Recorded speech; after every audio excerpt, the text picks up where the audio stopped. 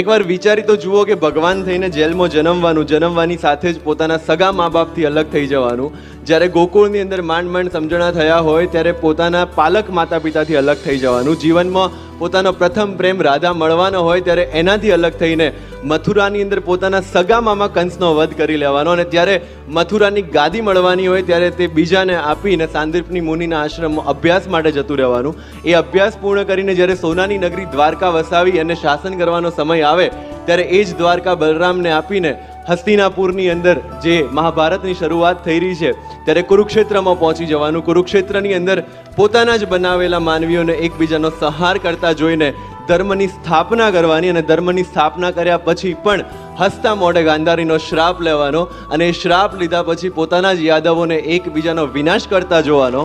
અને છેલ્લે પોતે ભગવાન હોવા છતાં પણ એક પારધીના તીરથી સામાન્ય માણસની જેમ મૃત્યુને પ્રાપ્ત કરવાનો, અને છતાં પણ આપણને જો કૃષ્ણ વિષાદ યોગ ના મળતો હોય તો જ એ જ સફળ છે પુરુષમાંથી પૂર્ણ પુરુષોત્તમ થવા.